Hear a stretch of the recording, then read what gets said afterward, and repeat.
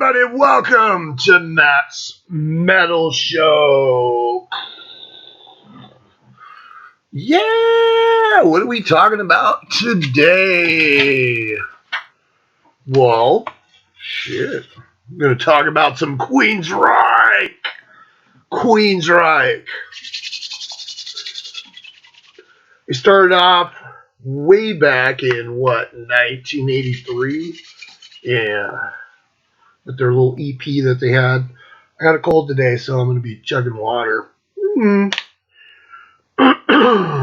Get through this. I don't know if I'm going to be singing any Jeff Tate today. Wow!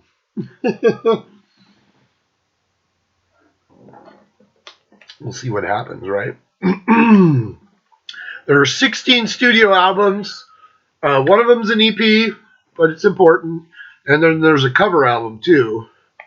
But they're all studio releases, so I'm going to go over the 16 albums of Queensryche. How did I get into Queensryche? Well, 1983. In the back of Circus Magazine, you could order this album.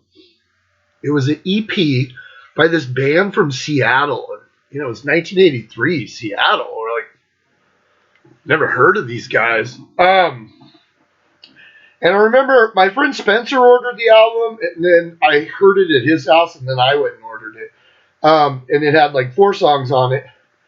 And the singer was just, it was like listening to King Diamond, but somebody who could actually sing. Like King Diamond, you know, he's a good singer, but he does a lot of falsetto.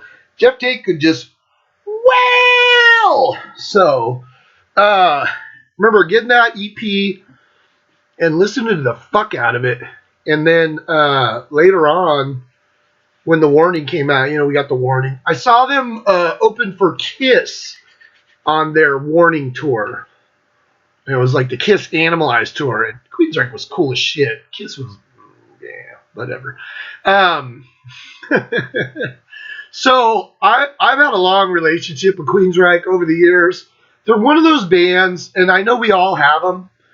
There's one of those bands that in the beginning you were full on fucking into them, and then they started to kind of, you know, lean to the side like a ship that struck a fucking iceberg, you know, started listing. But you still you still bought their shit. And Queensryche's one of those bands that you know, there's a lot of stuff like after Dig Arma left the band that was hard to listen to. Obviously it became Jeff Tate's band for a lot of years, and that's probably some of their least interesting output. I even bought the first Jeff Tate solo album. This is called Jeff Tate. I remember getting that and kind of being excited about it and like, oh, cool. And then I remember playing it, and I was like, it was like getting that Peter Criss solo album. You know, when you got the Kiss solo albums, you got to the Peter Criss one, and you were just like, the fuck is this? That was the Jeff Tate solo album. It was weird. And I remember I only listened to it like once or twice, and then it just kind of disappeared. And I just recently listened to it not too long ago, and I was like, I don't know if I was pleasantly surprised. Was I? I don't think so. There was a couple of cool moments on there. Jeff Tate is a weirdo. You know, he's a strange lad. The Queensryche was one of those bands, you know, I'd buy their albums. I'd find a couple of cool songs on every album. Even the albums that people fucking hate, you know, like Dedicated to Chaos, like the last album with Jeff Tate. I'm not going to count the Jeff Tate's Queensryche, Frequency Unknown, where he's just like flipping you off. Because when they kicked him out of the band, Jeff went out and recorded an album, and they went out and recorded an album, and you had 2 Queensryches because they were in this big legal battle and shit. So I didn't get that. I'll never buy that. It's fucking garbage because it's not Queensryche. It's been a lot of debate over the years, especially from me, on what is Queensryche, and who are Queensryche, and is Queensryche now like more of a tribute band than they are fucking Queensryche? Because really, if you look at it, the only original members left in the band are Eddie Jackson and Michael Wilton. Scott Rockenfield bowed out a couple of years ago, and now like Todd Latour is like playing drums on the Verdict. He did.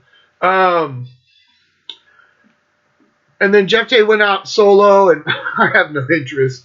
But those first 5, maybe 6 albums to me were fucking great. And so, like I said, Queensryche's one of those bands where I still go buy their shit. Most of the time, I'm not impressed with it, but at least like I typically find 1 or 2 songs on there where I'm like, oh, that's fucking cool. One of the prime examples for me is the Q2K album. There's a song on that album called Liquid Sky, and I don't know why, but I fucking love that song. In your liquid sky. It's a great song. Probably the only song on the album that I could say that about. So, Queensryche, man. The problem that I have with Queensryche, I have all their shit. Even the Todd Latour stuff, I have it. The thing that I have about Todd Latour is like he sounds exactly like fucking Jeff Tate, and I don't like that. It's like, dude, if you hated Jeff Tate so much, and obviously they hated Jeff Tate because they booted him the fuck out of the band. If you hated Jeff Tate so much, why did you go and get a fucking singer that sounds exactly like fucking Jeff Tate? And that's the problem that I have with the new Queensryche. There's some cool songs. I don't mind listening to those albums, but dude, when you're listening to them, you're just like, it's fucking Jeff Tate. Like, this guy is Jeff Tate. It's like listening to Ripper Owens when he's ripping off fucking Rob Halford. I was watching Pete Pardo just did a review of the KK's Priest, and I did mine too, so you could go back and look. Don't forget to subscribe, because I always forget to say that. Subscribe! And leave motherfucking comments. Fuck! Shout out to the dude that left comments on my Dio one the other day. That was fucking cool. I looked at his list, and his list almost mirrored mine, except for, like, he put fucking Strange Highways a little high for me, but hey, thanks for fucking leaving comments. Dude, I look forward to comments. You can tell me to fuck off, and I will still look forward to that. I will. I fucking want any comments that I could get. I got in an argument with that fucking Brendan Schneider fucking douchebag the other day. I left a comment on one of his posts about the technical ecstasy, and then I made fun of it on one of my fucking things. You should look at that. It's fucking hilarious. Because that guy's a fucking douche. I left a comment, and then he fucking came at me. I'm not going to come at you. I will fucking say, yeah. What was I talking about? Same with, I was watching the Pete Pardo thing, and Pete was saying just what I said about KK's Priest. It's like, it's a fun album, but it's fucking retarded. The lyrics are fucking dumb, and it's like, hey, let's do another rock anthem. Raise your fists. We are brothers of the road. Fighting a fucking cough. But P was saying how diverse fucking Ripper Owens is, and I disagree with that. When I like Tim Ripper Owens when he's being Tim Ripper Owens. Like if you listen to the Yngwie stuff he did, and you listen to the other stuff that he did, some of the tribute shit and all that stuff, like Mr. Crowley, what he did with Yngwie. Yngwie doing Randy Rhoads. Please. I don't mind.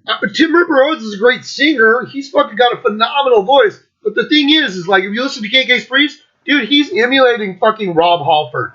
And you could sit there and say, oh, no, he's not. He sounds like Ripper Owens. No, he fucking doesn't, dude. Unless you're fucking deaf, he's fucking ripping fucking Rob Halford off straight up.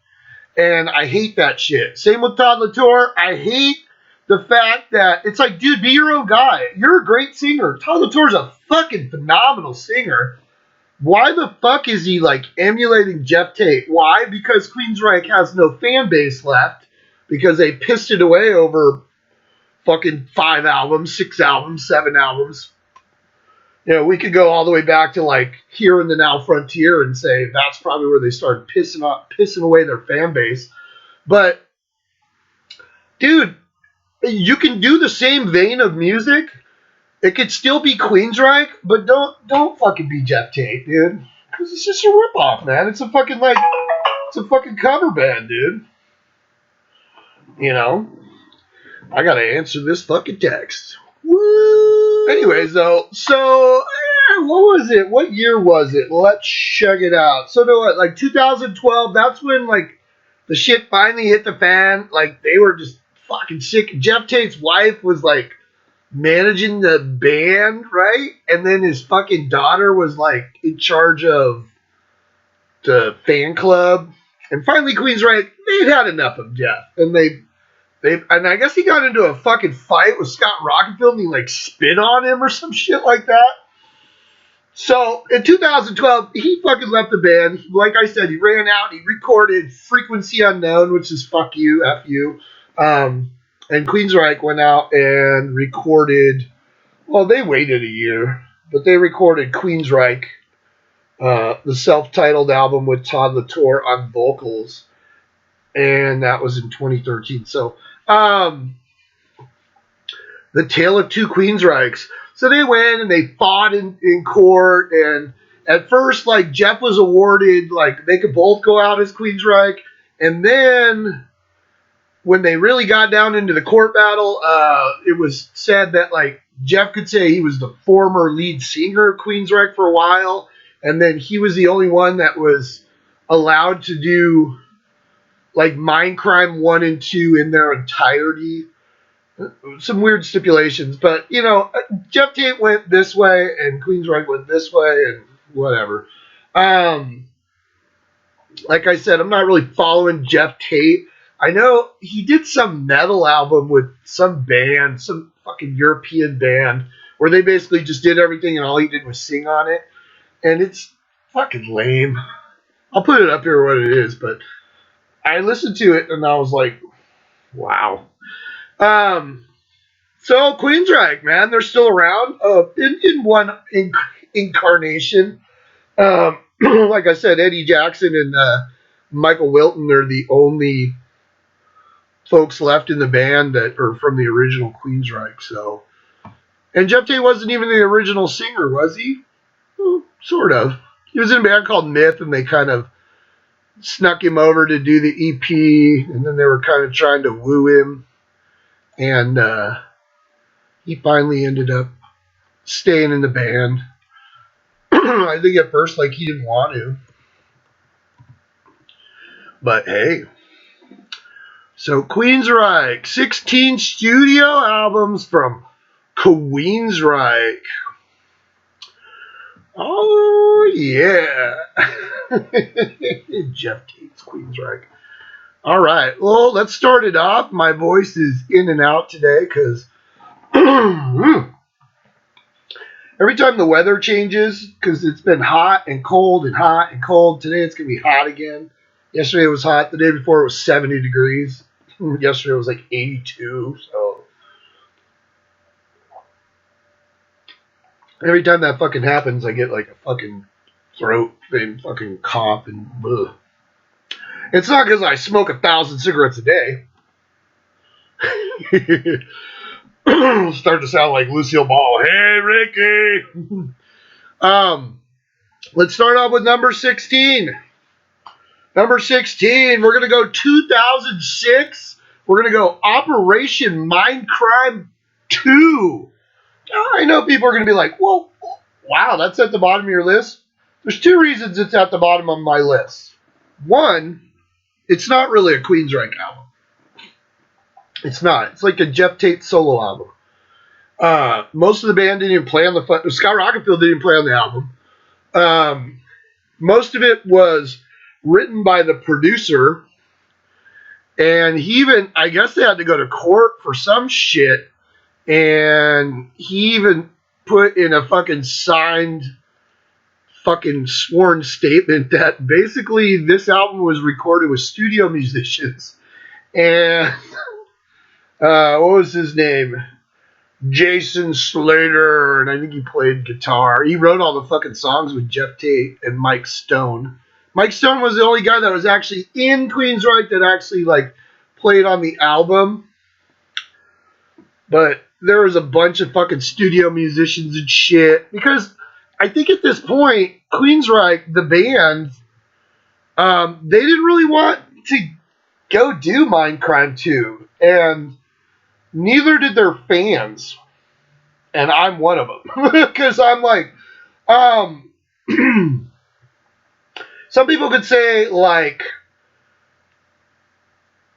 you really shouldn't, like, when you come out with a concept album, you should leave it alone. Okay? Unless, you know, if you want to keep going on and on with it, it kind of makes the original lesser than everything that comes after it. Because, you know, when you have a good idea and it works, fucking leave it alone. Let it stand alone. But no, Jeff Tate was like, you know, at this point, they were trying to figure out, like, what the fuck can we do to, like, raise ourselves from the dead? And Jeff Tate was like, oh, well, fuck, we'll come out with Mindcrime 2, because Mindcrime was one of our most successful albums. Well, you didn't come out with Empire 2. That is your most successful album. So,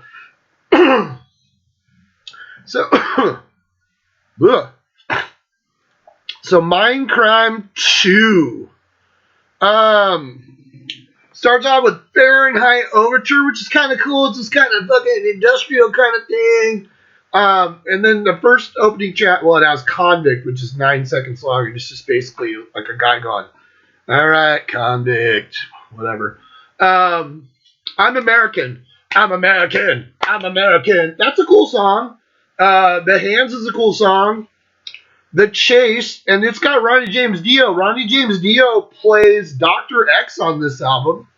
And Murderer, which is the song right after that. Everything else is swill.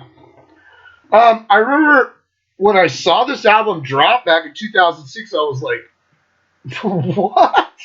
You're fucking kidding, right? Is Pink Floyd recording The Wall too?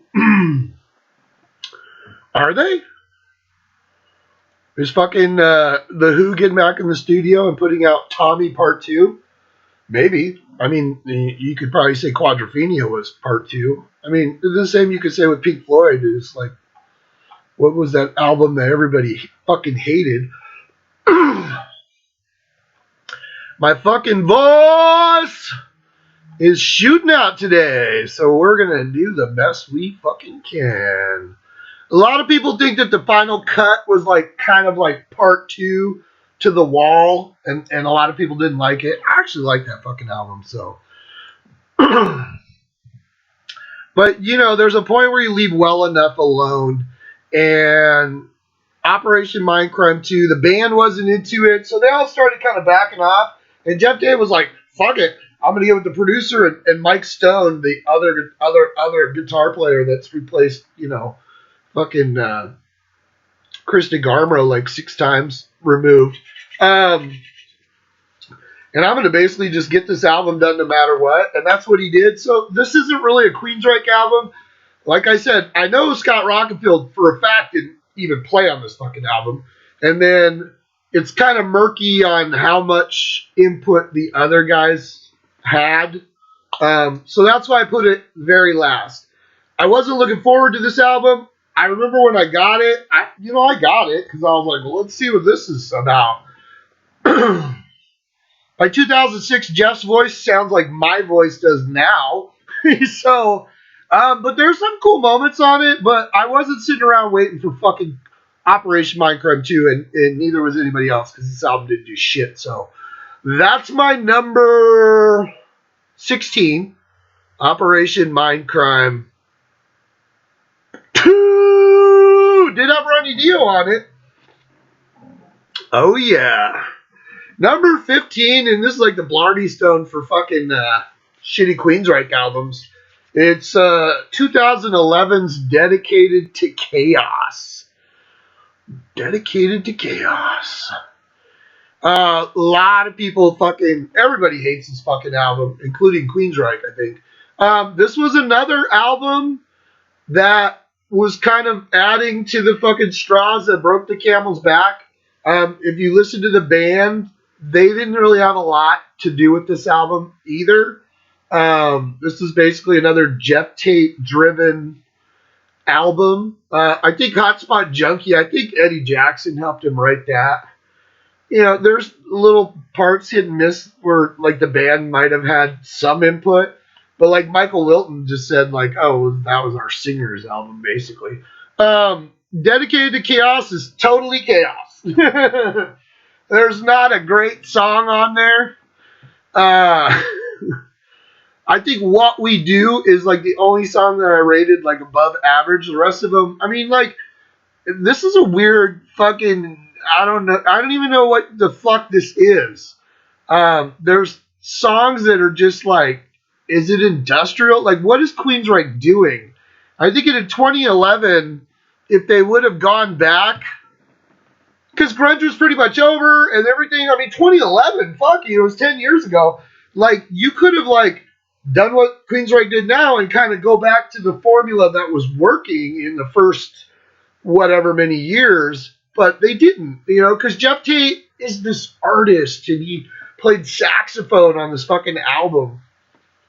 I'm pretty sure I saw them on this tour. That was the one thing about Queensryche, because Queensryche would always come here, and me and my buddy Ryan, like, we'd always go see Queensryche. You know, it's like $40. Let's go see Queensryche. You know, and we saw him at the House of Blues. We saw him at 4th and B. We saw him on a bunch of these fucking tours. You know, like, I've seen Queensryche like a shitload of times. Every one would get weirder and fucking weirder. I remember we were at the House of Blues show, and I want to say that was on the Tate cover. So it was right after, it was like 2007, because I remember they were doing shit from Tate cover. And I remember me and my buddy were a smart ass. So I've told the story before. But like Jeff Tate would always say some crazy shit because he's a fucking weirdo, man. He thinks he's this artist, you know. He'd come out. There's shows where he came out in like a fucking Speedo playing fucking saxophone and shit. And you're like, I mean, if you wanted to go to a Queensryche show, you never knew what the fuck you were going to get because you're like, what's Jeff Tate going to go off on this time? So he would always say crazy, weird shit. And I remember we were always really close because it's always in these small venues. And I remember Jeff Tate was coming out and he was like, yeah. He was reminiscing about the past, like when we were children. Like about how you could just get in a pickup truck and drive anywhere you wanted, and you know that was cool. But now, no, you got to put your kid in a seatbelt. And I remember me and my buddy were fucking smartasses, so we're like, yeah, fuck seatbelts. You know, like what the fuck is this guy talking about? Oh, let's not put your kid in a seatbelt. When we were kids, and I have this photo, my mom has this photo of me in my car seat. And back in 1970, whatever, my car seat consisted of, it like went over the fucking seat, and it had a little bar that came out in a square, and it had a fucking steering wheel on it. And literally, I was strapped into that thing with like this little plastic belt. It wasn't even a seat. It actually just came over the seat. Had a little flap. That was car seat. Of course, we were driving this like Buick, whatever the fuck, and it, you know, you could have driven that fucking thing through a fucking house, and we would have probably been fine because it was actually made of fucking metal and steel, and you know. But apparently, Jeff Tate doesn't want to put his kids in a fucking car seat. God forbid, or put a fucking seatbelt on himself. That was weird. Anyways, Dedicated to Chaos. It is dedicated to chaos. Snapshot of a band that's in total disarray and utter chaos. There it is. Go pop that motherfucker on. Um, Weird moments on here. Loving You. It's all spelled weird. He had all these songs that were all spelled weird, like you were texting somebody. Hotspot Junkie is like talking about Amazon and shit or whatever, Google. I don't know what the fuck. It's just this fucking album that you listen to it and you're just like fucking mystified. Like, what the fuck is this? And like I said, if you read the interviews and stuff, the band didn't really have a lot to do with that. And then after that, Jeff Kay was the fuck out of the band. So that's my number 15, Dedicated to Chaos from 2011. Number 14, we're going to go 2009, American Soldier. I'm going to preface this with my pet peeve. Unless I'm listening to Pink Floyd or even Operation Mindcrime, where there's like people talking, like it's a concept album where people are like speaking within like the framework of the album. I'm not talking about speaking in the middle of the fucking album. I'm talking about like if you get Shooter Jennings' Black Ribbon, every other song it has a little interlude with a guy who's a DJ and he's talking, and it's fucking Stephen King, the author Stephen King, who I love. That's cool, man, because it goes into the songs. It's like an intro. Like you don't have to listen to that. You can just actually go to the song. On this album, American Soldier, Jeff Tate decided to cover every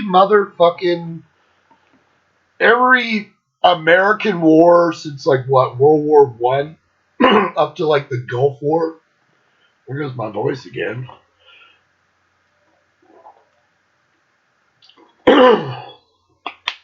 So Jeff Tate decides, hey, people in the military like our stuff, so we'll go in that direction. We'll make an album like Tom Clancy would make a book on praising the military, because there's a bunch of people out there that love the military, and maybe that'll generate some interest in the fucking band. So he goes out and he writes this album based around like being in the military. I understand the concept of it, paying tribute to the military folk. Cool. But, one, it's not a very good album. None of the songs on it are catchy at all. He does a duet with his daughter, Emily, called Home Again, and it's supposed to be, it could kind of be like you're in the military, but it could also be you're in a rock band. It's not good. I listened to it the other day because I fucking hate this album, and I still fucking hate it. There's way too much commentary. There's like, if you're listening to Megadeth and like Dave puts in a little fucking, a little bit of like Ronnie Reagan or fucking George Bush or something, like, Architecture of Aggression, or it ends out with the pilots talking about like watching the fucking firefight, shit like that. Like, that's cool, but when you got a narrative going on in the middle of these fucking songs, like, I hate that shit, and it just detracts my interest from this fucking album. And then the songs aren't even that fucking good, so I understood the concept. Yay, military, but at the same time, I'm like, you're a guy that's never been in the military, and now you're writing this heartfelt album about the military. Okay. It's not good. Sliver, Unafraid, 100-mile stare at 30,000 feet. There's nothing on here that I could even find memorable. And then that duet with his daughter, who's like, hey guys, my daughter who's running the merch table, she's going to come over and sing on our album. Oh, fucking cool, Jeff. That's a great idea. Thank you. Yeah, so that's number 14, American Soldier. Not spectacular. All right. Number 13, we're going to go Q2K from 1999. Now, we all remember Y2K, right? We all remember the fear of the world is coming to an end. And all our little gadgets and machines, our computers and the fucking guidance systems of the fucking airplanes, everything was at midnight on Y2K. Everything was supposed to just fall out of the sky. All our computers were supposed to be dead, and we were supposed to be thrown back into the Stone Age. Well, that didn't fucking happen. But we thought it might. Well, when I didn't. I was like, bring it. Bring on the apocalypse, right? I'm one of those people that are like, dude, let's get fucking Mad Max around this bitch. That would be kind of fucking cool. I'll get my pickup truck with fucking machine gun mounted on the top, and we'll go forage for gasoline and food. Fuck it. I'm teaching my son how to throw a fucking boomerang with a fucking razor edge. Yeah! But that didn't happen. So Queensryche came out with this album called Q2K, embracing Y2K and making sure that we all knew the end was nigh. That's Kelly Gray on rhythm guitar. He uses Kelly Gray a lot. I think Kelly Gray was in Myth, right? Or was that Mike Stone? One of those guys was boop, boop, boop, boop. Oh, he's in Operation Mindcrime with Jeff Tate. Oh, how exciting. This album came out on September 14th, 1999. It's not amazing. I remember getting it and trudging through it because I was like, wow, let's see what Queensryche's doing. That's always what happens. Let's see what Queensryche's doing. I'll buy their album. $10 is $10, whatever. It's not a good album. Sacred Ground is a good song. And then fucking Liquid Sky. I fucking love Liquid fucking Sky. It's fucking buried in this album at number 7. And it's a fucking great song. I would sing it, but my voice is shut out. In your liquid sky, there I go. Like electric shock waves in disguise. Liquid Sky. It's a fucking great song. The rest of this album is really unmemorable. There's nothing awful on it. It's not like Dedicated to Chaos where you're just like, what the fuck? But at the same time, there's nothing really memorable on here. Most of the songs just kind of blend together, but Liquid Sky and Sacred Ground, those two songs actually popped for me. So, like I said, man, at least find one or two gems on a fucking Queensryche album. It's a good day, right? Let's go number 12. That was 13. That was Q2K from 1999. Number 12, we're going to go Take Cover from 2007. And I know people are going to be like, ooh, that's a cover album. You should really put it on your list. Fuck you, it's my list. The reason why I put it on here is because for later Queensryche, this is actually a fucking cool album. There's some moments on here where you're like, why? Dude, let's do For What It's Worth. Some fucking Buffalo Springfield. We'll do that one because no one's covered that before. Jesus. Like, stop. There's certain songs that have been covered so many fucking times that they should be eradicated from the list of covers you're allowed to do. Like, somebody needs to step in and put some rules, you know. All the young dudes, if you fucking cover that song, I will punch you in the fucking face. That's all I'm fucking saying. Don't fucking do that shit. That fucking Mott the Hoople song written by David Bowie has been covered, what, like 73 fucking times or some shit? It's not even a fucking awesome song. For What It's Worth is a great song. Rush covered it. Fuck, everybody's covered it, dude. But, here, no. Okay, so it opens up with Welcome to the Machine. Welcome to the Machine with Jeff Tate crooning some fucking Pink Floyd.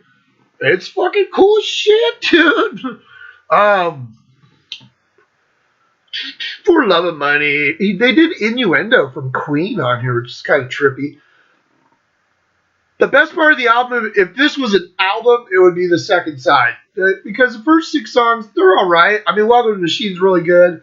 But they do like Heaven on Their Minds, Almost Cut My Hair, For What It's Worth, For the Love of Money, and Innuendo. They're alright. But then, the second side of the album, or the second part of this album, they blast into fucking Neon Nights from fucking Black Sabbath. It's fucking, I mean, it would have been cooler to hear it when Jeff actually had a vocal range, but it's still fucking awesome on here. Fucking, they do Synchronicity 2 from The Police. It's one of my favorite Police songs, but they do a fucking bang up fucking job on this album with that. It's a fucking cool thing. I think what they did was they asked each band member to like pick 2 songs because they were like, oh, we'll come out with a cover album, and then they asked every guy in the band picked at least 2 songs. There's 11 songs on here, but one of them is like a live version, I believe. And they all picked 2 songs. I don't know who picked what, but Synchronicity 2 is fucking awesome. It is fucking great, man. I fucking love it. And then what else did they do? They did fucking They did the Peter Gabriel song Red Rain. That's a fucking cool song. That's kind of an obscure song. They do this fucking like, it's like opera. It's called Odyssea, and it's like a fucking opera, dude. That's a fucking trip. You know, Jeff Tate always wanted to do opera, right? I guess, but it's fucking actually really fucking cool. And then the last song of the album is Bullet the Blue Sky from U2, which is one of my favorite fucking U2 songs. It's really long, though, because they go, like, whoa, way off, and Jeff goes into this fucking tirade, which I don't believe it's the same tirade that Bono went off on, but... So this album, it's pretty fucking tight, man.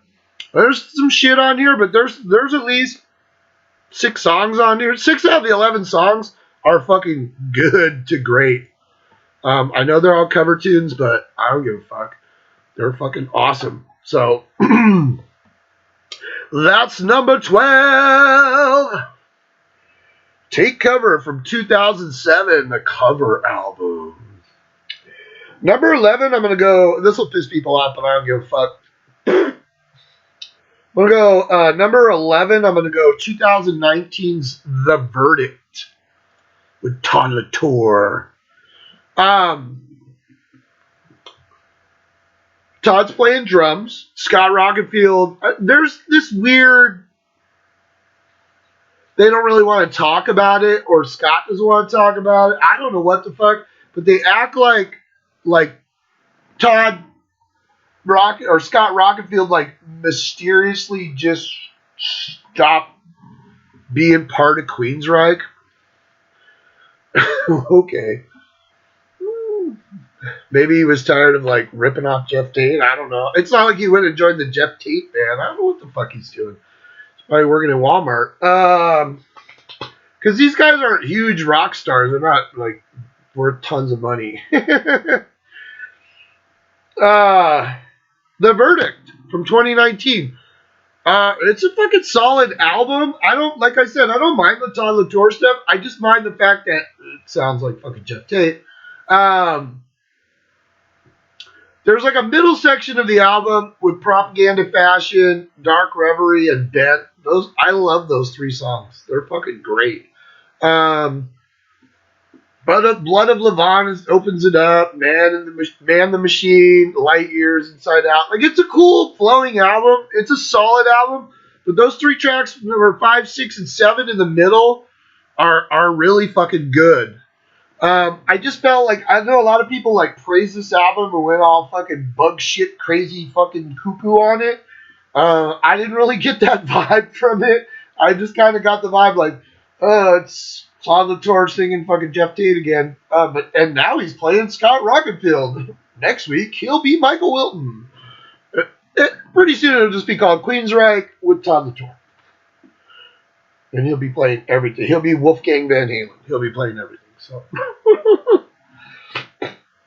The Verdict from 2019. I'm not saying anything bad about it. It's a solid album. I'll pop it on anytime. It's just not that memorable.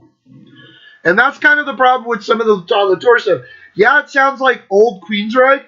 Sounds like old Jeff Tate, 1986 fucking Queensryche.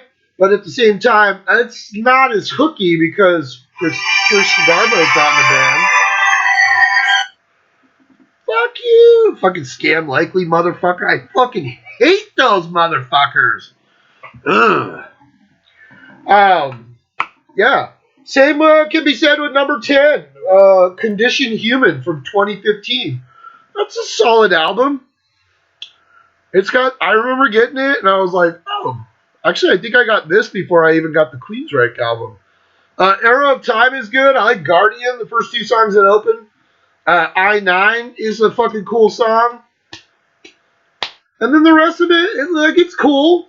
It flows along. There's nothing bad on these albums, but there's nothing like truly inspired. It sounds like just trying to like keep the formula going. Being old school Queensryche. Which is cool. There's a lot of good playing on here. The guys sound fresh, but it's not Rage for Order. It's not The Warning. Even though there's like stuff there, you're like, oh, sounds kind of like The Warning. It's not. You could go back and try and recapture that. The problem with Queensryche is they need to understand is that was a lot of years ago, dude. No one's been sitting around going, fuck. I wish Queensryche would like rejuvenate themselves so I could fucking love them again. That's probably not going to happen. Condition Human, solid album. Todd Latour, Jeff Tate. Boom. Number 9. This album, people piss on this fucking album. Oh, let's go 1997. Here in the Now Frontier. I remember watching the Pete Pardo one where he did the Queensryche discography, and he called it "Here in the Now in the New Frontier," and it's "Here in the Now Frontier." It's got that weird fucking album cover. It looks like Salvador Dali fucking painted it. It's got these bell jars with dismembered ears laying in a desert. It's fucking weird as shit. 1997. This is the final album. Well, not the final album, but the final album where Chris DeGarmo is a member of the band. He was on Tribe, but he was kind of guesting because he needed to, I guess. I don't know. He's like a private pilot now. Isn't that weird? Chris DeGarmo is like a private pilot. Like I said, dude, these guys didn't make a shit ton of money, so it's not like they could just, they're not like Jason Newsted where they made so much fucking money they could just sit on their ass and do whatever the fuck they want. Because Jason Newsted has a shit ton of money from being in Metallica. Shocking. Here in the Now Frontier gets pissed on because it was kind of a change in the sound. It was kind of more grungy. These guys are fucking from Seattle. And I think like fucking DeGarmo plays with Jerry Cantrell, I want to say. I know he plays with his daughter. He does some like coffee shop things and plays like guitar while his daughter sings. You can look that up. It's kind of cool. But he's a private pilot now. It's not like he's going to rejoin Queensryche. But hey, never say never, right? I remember getting this album. This is right after Promised Land. A couple years after Promised Land. Promised Land was 94. This is 97. So it's been 3 fucking years. And I remember I liked Sign of the Times. The opening track, Sign of the Times. Sign of the Times. And you do. What is it? When we let go of the wheel. Tomorrow. I can't remember the fucking lyrics. It's got Cuckoo's Nest, which is a cool song. Some People Fly is a cool song. You's a good song. Hero and All I Want. Those are cool songs. The thing is that you got to listen to it with an open mind. I mean, you had to, because if you were expecting fucking Promised Land, in spots, because Promised Land was a weird fucking album too, and it was great, but it was fucking weird. Uh, DeGarmo wrote a shit ton of these songs, but this album wasn't really successful, and the problem was is they peaked at fucking Empire, and everything after that wasn't as successful as Empire, so to them, they were all losers. Now, pretty sure pretty sure Promised Land did all right. Promised Land.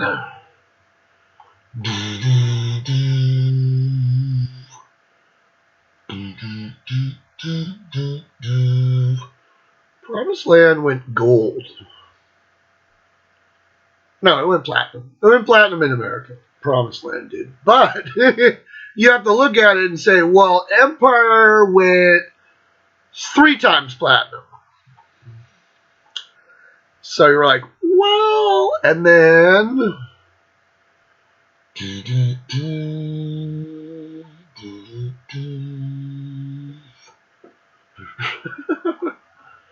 fucking Minecraft only went 1 time platinum.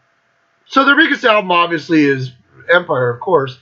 And they were always trying to fucking recapture that fucking absolute success they had with fucking Empire.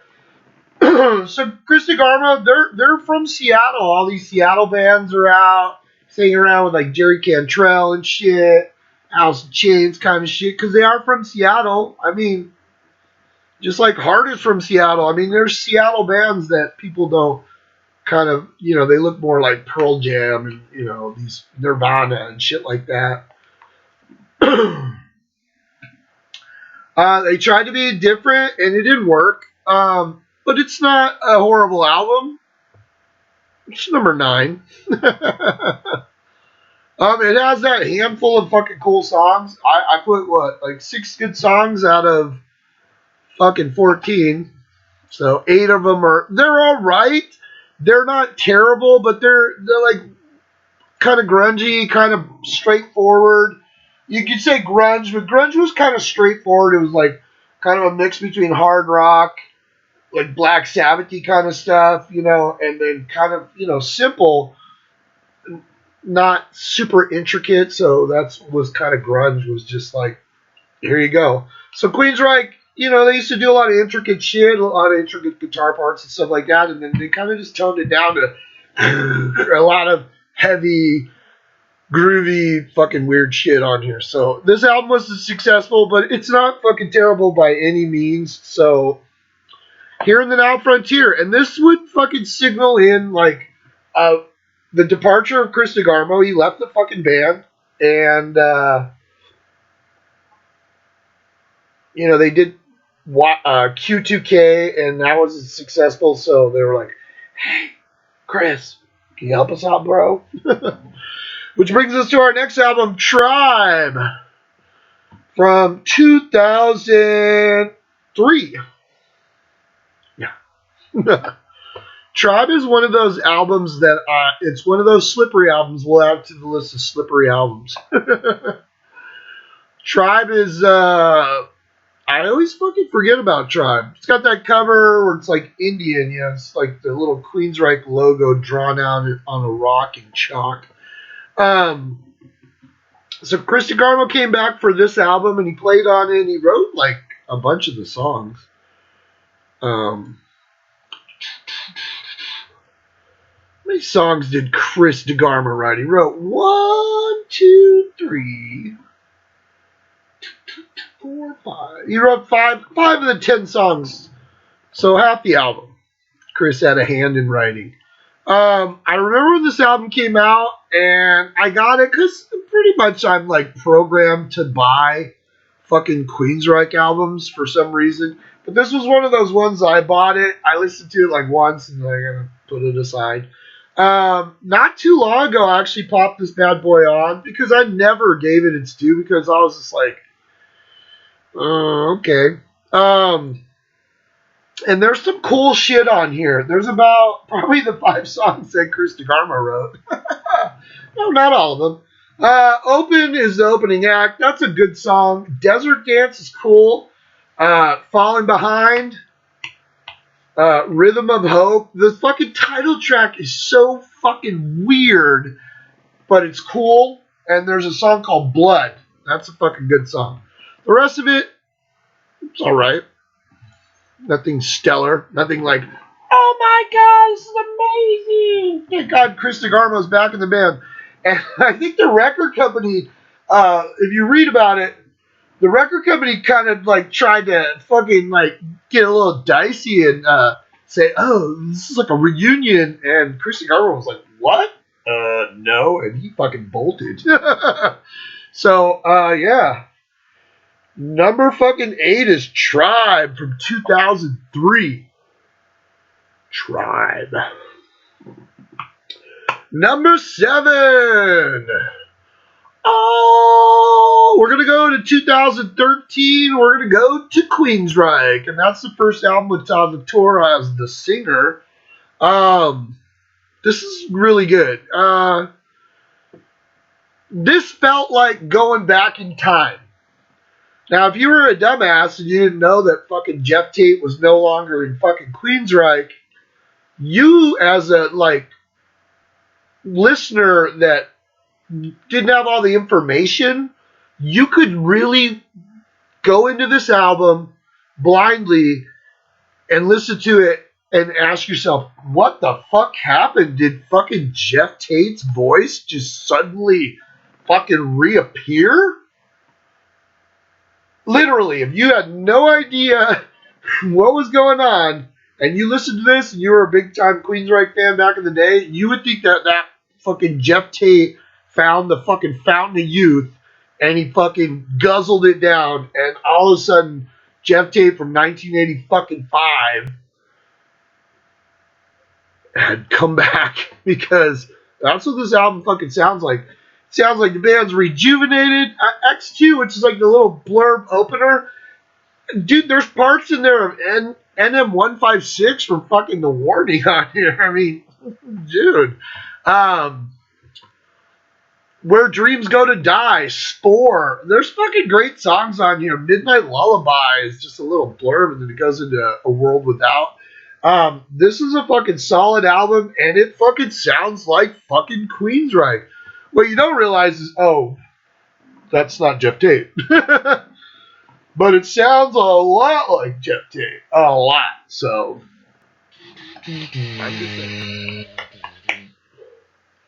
so that was number 7. Queensryche from 2013 with Todd Latour, his first shot in the band. I don't even know who the fuck's playing guitar. Let's check it out and find out. The problem is once Chris DeGarmo left, it's really hard to keep track of who the fuck is the other guitar player.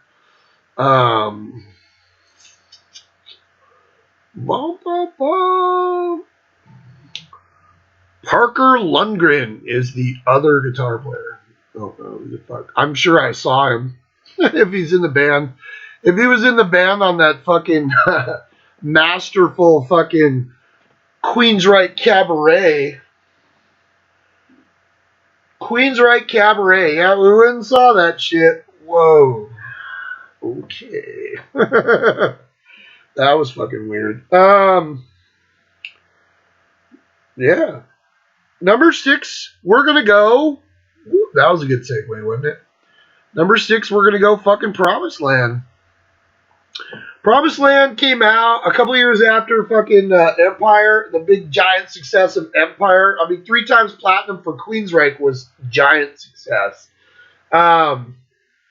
So 3 years later, they come out with this album in 1994 called Promised Land, and you were like, oh, what is this? Now, I can remember getting this album and putting it on and kind of being mystified by it, because if you look at the evolution of Queensryche with the early stuff, and then like Rage for Order kind of went like new metal kind of, and then they did Mindcrime, which was wow. And then they went Empire, where they went a little bit more commercial. I'm not going to say that album was totally commercial. I mean, Silent City was big because it was on MTV. But, and then they came out with this album, and this album was like, what the fuck? It's kind of dark and proggy, kind of fucking Fate's Warning kind of shit. You know, you're just like, I don't know if I like this. So for a lot of years, I kind of struggled with this album because I just didn't understand, like, is it a concept album? Is it not? The songs seem kind of woven together, but it's not really an out and out concept album. There's some fucking great moments on here. This is just one of those, like with Tribe, this is one of those slippery albums where I'll look at the album and then I can't remember anything on it. And then I start to play it and I go, oh, yeah, duh. It opens up with 9:28 a.m., which is this little weird thing that Scott Rockenfield got to record a bunch of weird shit at his house with alarm clocks and all this fucking crazy shit. Goes into IMI, which is great. Damage is great. Out of Mind is great. Bridge is great. The fucking title track is fucking great. Disconnected. I'm disconnected. Is fucking great. Lady Jane is fucking great. One More Time is fucking great. And Someone Else is fucking great. This album's fucking solid as shit. My Global Mind, that's probably the only song on here that I fucking was like, it's alright. It's alright. But this album was still went platinum for them. But it would kind of signal in kind of, you know, as the next album came out and then DeGarmo left, you were like, there must be something going on where they're not really happy. And maybe they weren't happy because, dude, once you grab that brass ring and you have it, you're like, fuck yeah! And then it slowly just starts to tarnish and turn to shit. That's a hard thing to handle because, dude, Queensryche worked their ass off all these years and then they hit with fucking Empire. And Empire was just, I mean, they were making solid albums. You know, they had a fucking slew of fucking great albums, and then they hit with fucking Empire. MTV was right at the perfect time, and Silent City was huge. And they were like, oh my god! And then it went away. You know, this album went platinum, and then after that, like, what, Here and the Now Frontier went gold, and then after that, I think that was the last albums that even fucking, like, went on the fucking record as selling anything, really. So it was a quick, not so quick, I mean, because that was what, 91 or 90, Empire was 90, so it'd been 6 years. So this steady, got to the pinnacle, and then fucking jumped off the cliff. But they were evolving, or they were trying to evolve, so, like, if you go from Mindcrime to Empire to fucking Promised Land to Here and the Now Frontier, those 4 albums, every fucking one of them is different. Like, completely. They were just fucking working shit out. But then DeGarmo left, and I'm going to be honest with you, people like underestimate the value of Chris DeGarmo leaving Queensryche. I don't. They as soon as he was gone, they stopped being successful. They did. Like, Chris DeGarmo was an intricate part of writing those songs for that band, and once that was gone, and then this just fucking revolving door of fucking replacements for Chris DeGarmo, you don't just replace Chris DeGarmo. Like, he's one of the main writers of fucking Queensryche. It ain't Michael Wilton. I mean, Michael Wilton writes shit, but he ain't the driving force. It was Chris DeGarmo, so it's weird. Like, once he left, they kind of took his position and made it a lesser position and kind of tried to elevate Michael Wilton, but he still wasn't writing shit. So it was like, dude, you lost that was a big piece of fucking Queensryche right there that you lost. Number 5. This will shock people. This will blow people's fucking minds. I'm going to go 1984. The Warning. Now, don't get me wrong. I have a fucking love for The Warning. I fucking do. I have heard that album a fucking bajillion motherfucking times. The Warning, Queensryche's first full-length LP. The problem that I have with The Warning, and the problem that everybody else had with The Warning, and people really don't talk about it, but you can't understand what the fuck Jeff Tate is saying.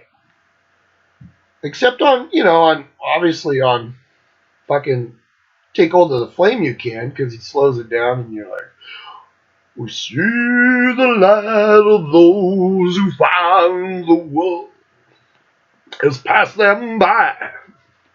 I drink some water. Too late to save a dream that's growing cold.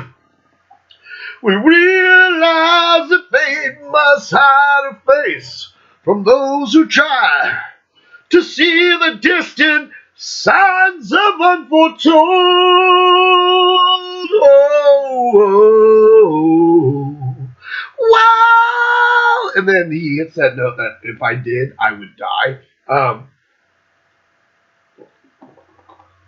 I love the fucking Warning, but I think one of the things that might have held Queensryche back was the way Jeff sings, the way he kind of like acts out the lyrics, like Halford kind of, where he's like, build my funeral pyre. Like, you can't understand what the fuck he's saying. Like, go to The Warning and just be like, oh yeah, I know all the words to The Warning. No, you fucking know. I know, and I've been listening to this album for 37 fucking years. Not. Warning, warning, warning. I mean, Warning's amazing. Enforce is amazing. Deliverance is amazing. And in 156, Take Hold of the Flame. Before the storm, oh, before the storm, oh, child of fire. Roads to Madness. I have the deluxe version that had Prophecy on there. Prophecy. But it was recorded like on the Rage for Order album, so that's weird. It's a fucking great album, but that's the only detractor. Like, unless you put the lyrics up, like, as a kid, you know what the fuck Jeff Tate was saying. I mean, you can hear the chorus, like, you knew the chorus, but like most of the time you were like, what is he saying? Because he's just saying words like this. So that's the only problem I have with The Warning, and I think that's was a lot of. Because the albums where you could actually understand what Jeff was saying were way more successful than The Warning. I mean, The Warning, let's see what The Warning did. I don't think it did anything amazing. The Warning went gold. Not bad for a debut album. Not bad.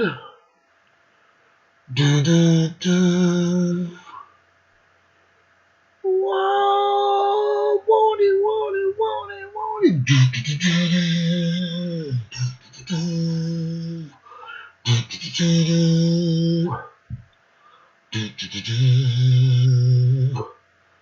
Warning, warning, warning, warning. Anyways, that's my number 5, The fucking Warning from 1984. Great fucking album, one of my favorites, but at the same time, now I can remember some of the lyrics, but I have to be listening to it, I can't just like, with the exception of Take Hold of the Flame and, like, warning, warning, warning. I mean, the music on it is fucking genius. Number 4. Let's go to number 4. There's a love-hate relationship for this album because a lot of people are like, Queensryche sold out. I'm going to go Empire from 1990. That's going to be number 4, Empire. What can you say about Empire? Most successful album, 3 times platinum for Queensryche, which was a huge feat. Opens up with Best I Can. Do the best you can. Got a lot of videos for this album. Best I Can was like the gun song, right? Where the kid, oh, don't worry, honey, you'll never find the gun. Like, Like, you leave your kid at home, and he's, well, I don't know how old he was supposed to be, and he instantly runs into dad's room, pulls out his gun, and shoots himself, and then ends up in a fucking wheelchair. That shit happens, because there's dumb kids out there. My kid's 6, and he's not that fucking dumb, so maybe that's fucking natural selection. I don't know. That's fucked up, but anyways, best I can. Great fucking song. Had a little message to it. People were kind of hip to it in 1990.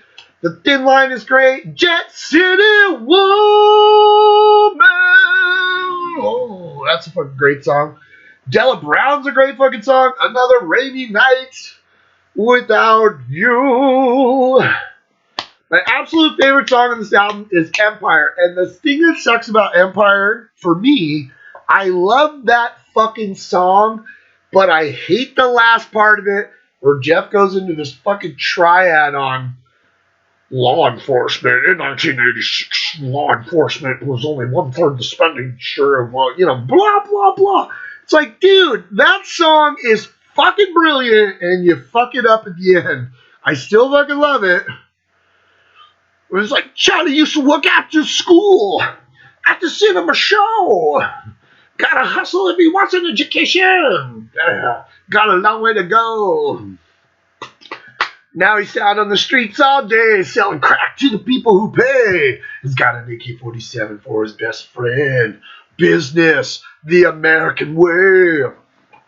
East side meets west side downtown. They're building empire. Empire. Fucking brilliant. Fucking love that song. Wow, my voice is really low. Silent Lucidity is cool for what it is. I'm not a big, like, oh, dude, I gotta, but at the same time, I'll listen to it. It's a great fucking song. Hand on Heart's fucking great song. My version has a fucking bunch of added shit on there. And it has this fucking this cover tune. They do a fucking Simon and Garfunkel Scarborough Fair. It's pretty cool. Like, if you ever listen to the Disturbed version of fucking Sounds of Silence from fucking Simon and Garfunkel, I have a lot of love for Simon and Garfunkel because as a kid, my dad loved Sabbath and he loved fucking Simon and Garfunkel and Elton John.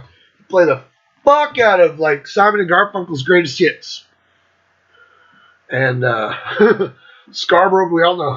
Have you been to Scarborough Fair? Parsley, sage, rosemary, and thyme. Listen to fucking Jeff Tate thing. It's fucking great. But I will say the Disturbed version of fucking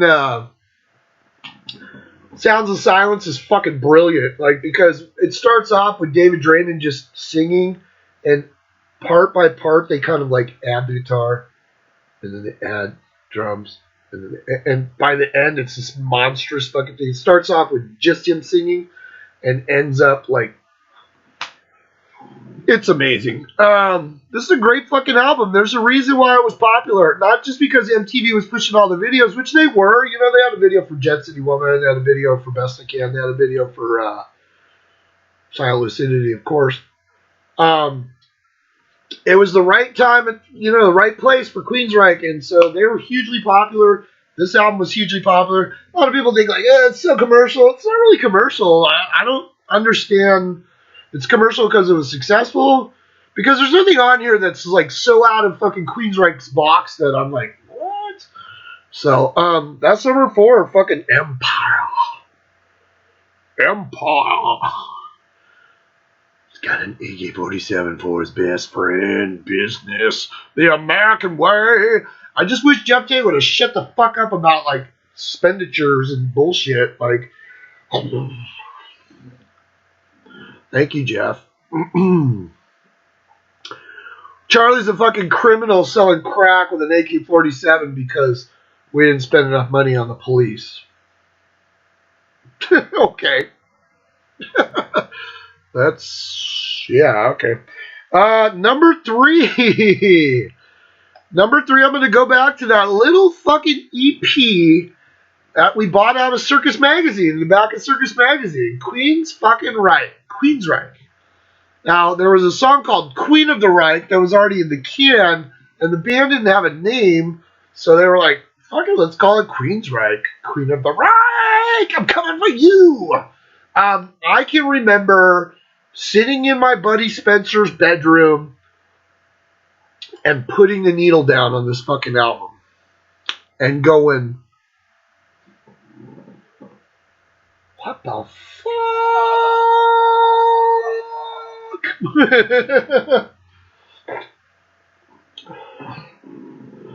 Just remember where you were when there were certain albums that you just heard for the first time. Like I can remember where I was when I heard "Shout at the Devil." I've told that story on my Motley Crue one.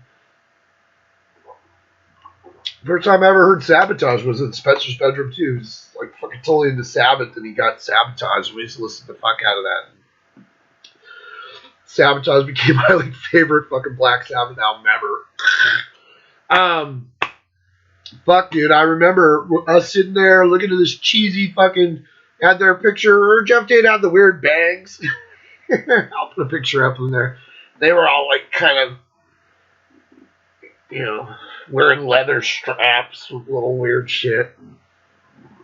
This fucking band from fucking Seattle, man, we never heard of them. Nobody had ever heard of them, but we saw the EP. It looked cool. Spencer fucking went and paid us $6 or whatever the fuck it was.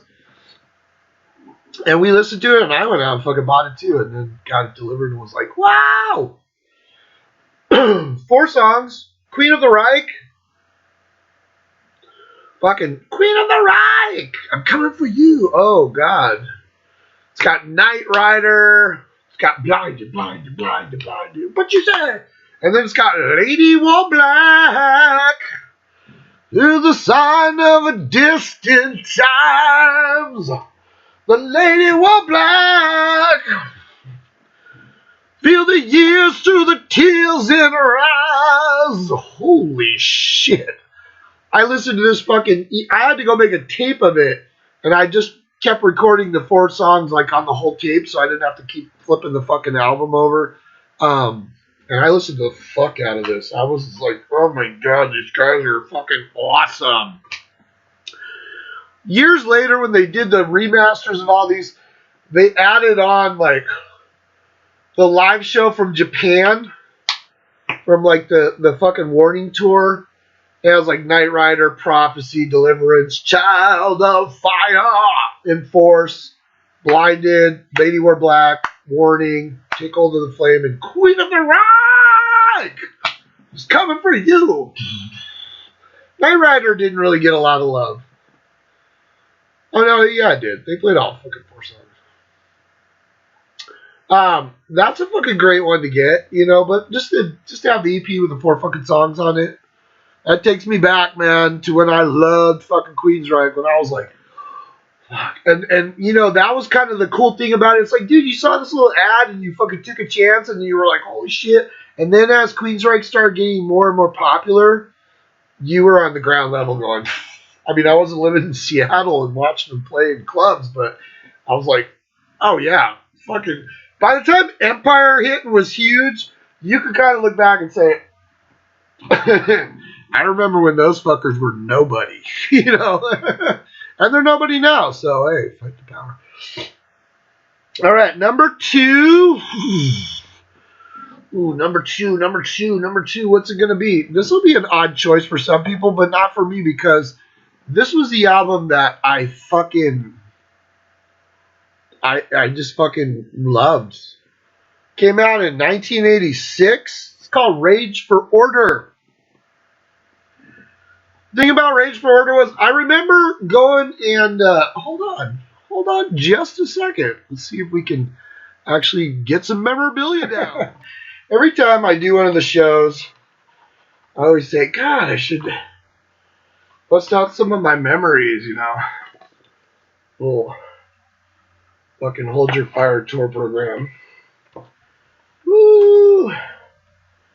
From Rush. Oh, yeah.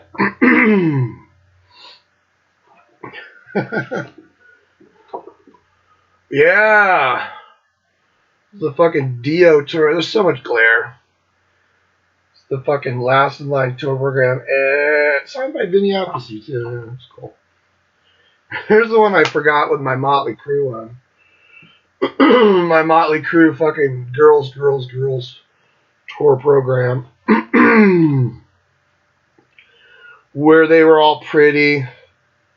And you got the big fold out with them on the motorcycles. Woo, yeah. One of my first tour programs ever. Little fucking Bark at the Moon. Bark at the Moon. Oh, yeah.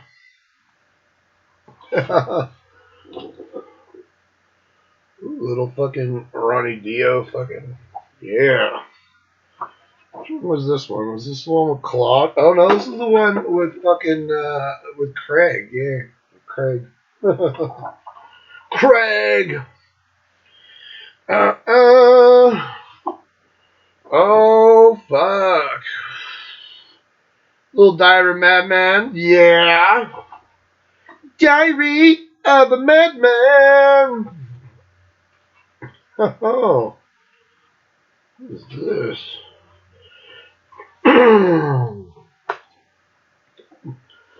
Fucking Mob Rolls fucking program? Mob fucking Rolls, dude. Little fucking Ronnie James Dio going on. Oh, that's fucking cool shit. Oh, there's a look there's a little Ingve autograph there. Ingve! That was when Ripper Owens was in the band, yo. Mm-hmm. This was my favorite show ever that I went to.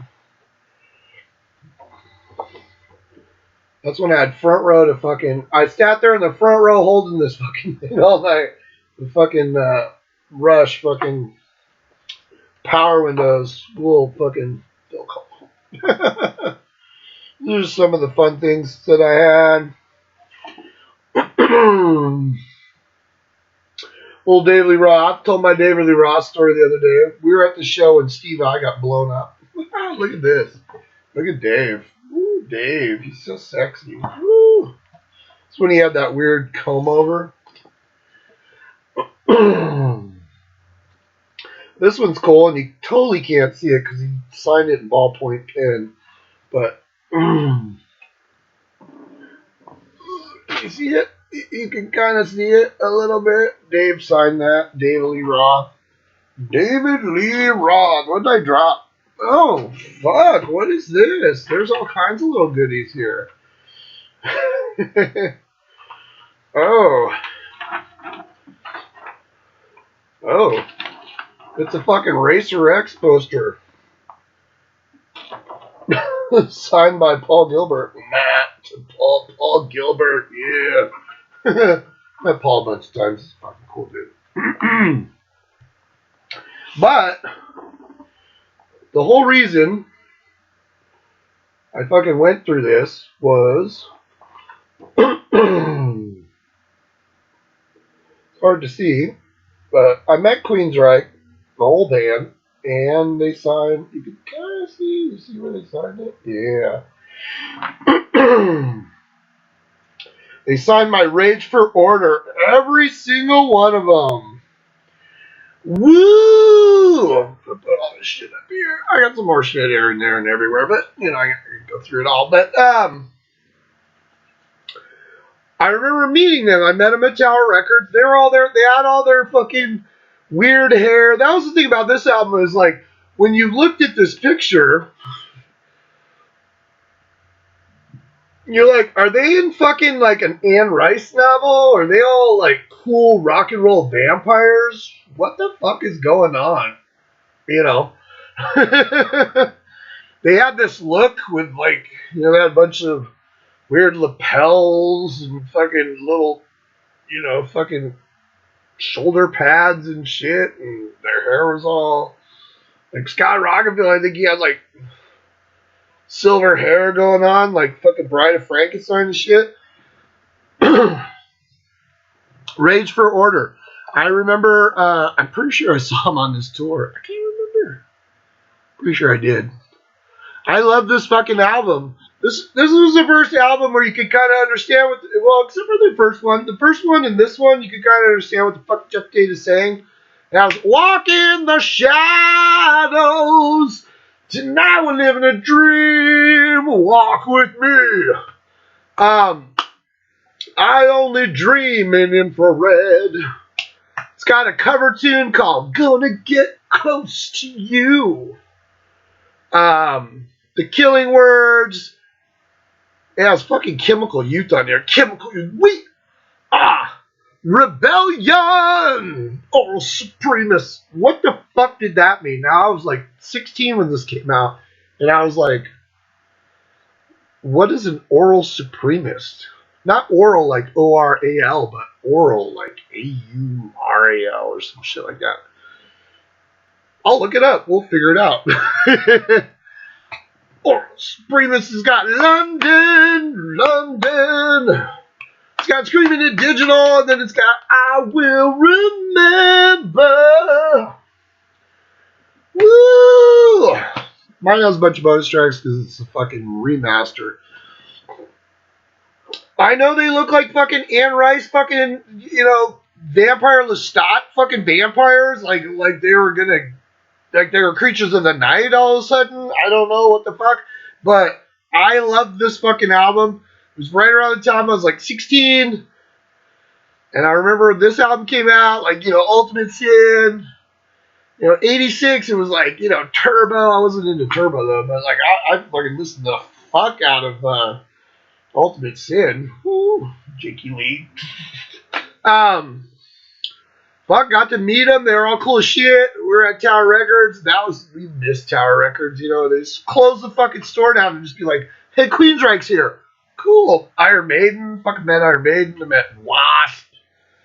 Fucking, dude, Dio. I met Ozzy. Fucking all these people. Like, they would just close the store down and you'd go in and fucking, So yeah, I got to meet them. Signed my album, inside sleeve.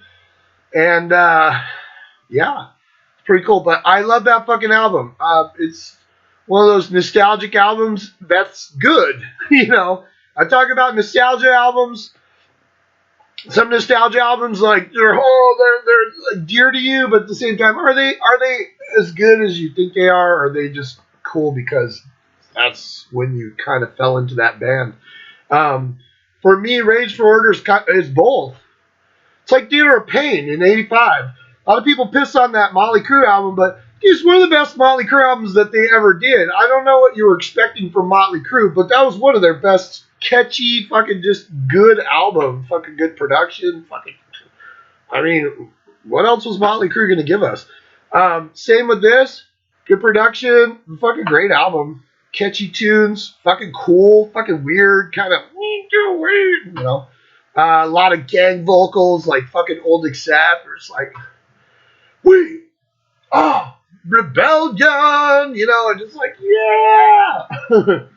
Anyways, that's my number 2, Rage for Order. Number 1, Operation fucking Mindcrime from fucking 1988. I can remember buying that album and going, fuck. It only went platinum. A lot of people I thought it was like higher in their fucking discography than platinum, but no. The thing about fucking Operation Mindcrime is that out of all the fucking concept albums, whether it's metal or just straight up concept albums, or out of all, and you can name them, like the big ones like The Wall and most of Pink Floyd's fucking, discography, and fucking Tommy, Quadrophenia, fucking, what are some concept albums? There's a million of them, right? I can remember none of them right now.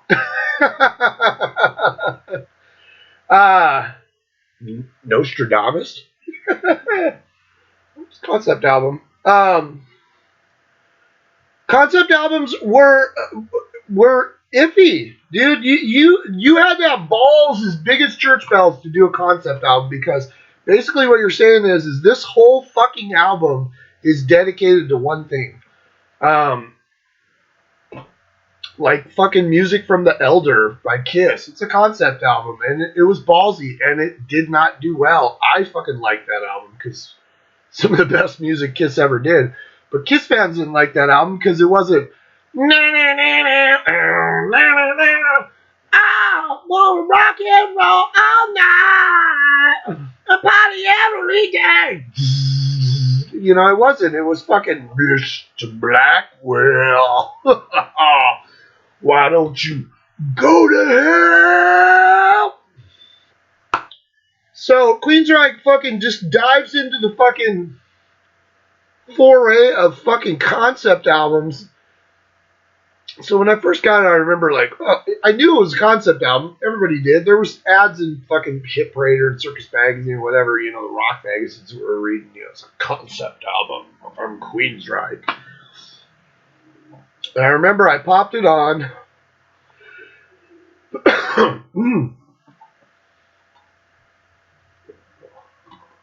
And I've been in love with that album ever since.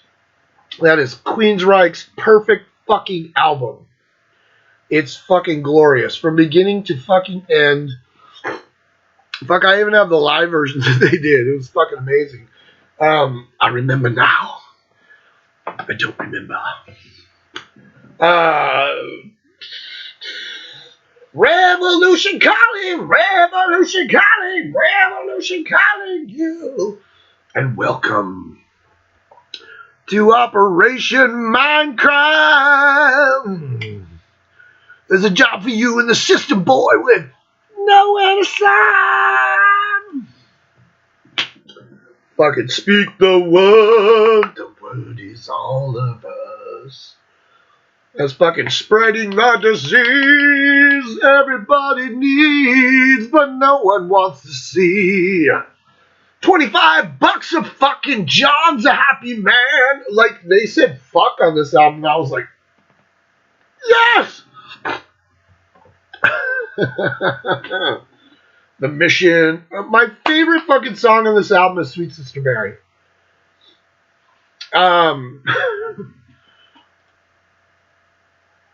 It's fucking phenomenal. That dude, just the back and forth with Jeff Tate and what the fuck is her name?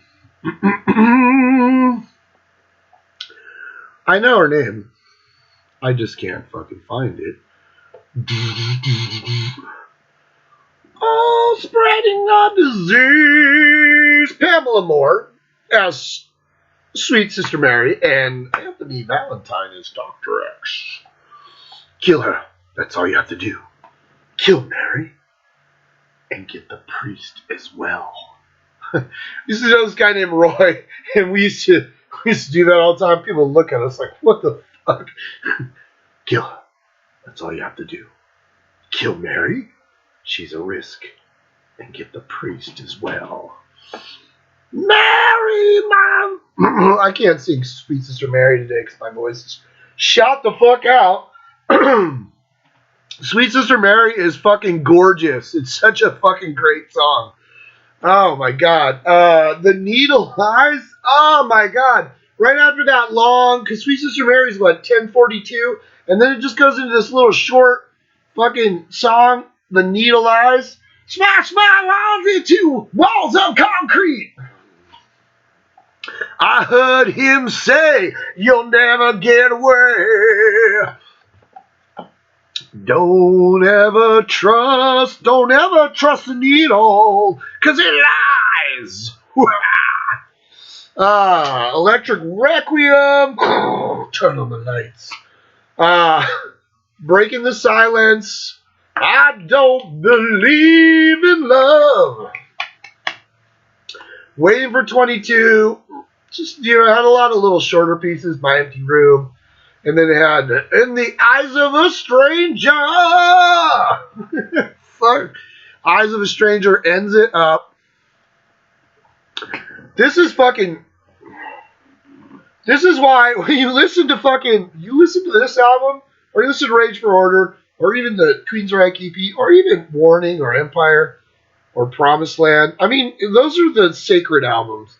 If you listen to those albums and then you listen to the stuff that's come out in the past, well, everything since Promised Land, you got to scratch your head and go, wow, I can't believe the band that came out with fucking Dedicated to Chaos came out with this fucking album.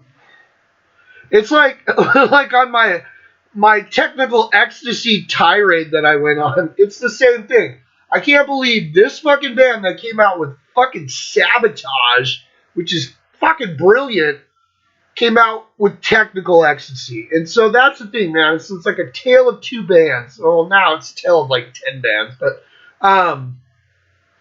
this fucking album is fucking perfect. I fucking love this album. I'll fucking play it anytime. Listen to it all the way through. Even the live crime is fucking great. So, that's my fucking Queensryche discography ranked. Number 16 was Operation Mindcrime 2 from 2006. I'm American. This is a Jeff Tate solo album. Dedicated to Chaos from 2011. American Soldier from 2009 was number 14. Number 13 was Q2K with Your Liquid Skies. They feel like roses, like electric shock waves in the skies. I can never remember the words to that. That was number 13. Number 12 was Take Cover with fucking Bullet the Blue Sky. Bullet the Blue Sky. And fucking Neon Nights. Whoa. Number 11 was The Verdict from 2019. Number 10 was Condition Human from 2015. Number 9 was Here in the Now Frontier.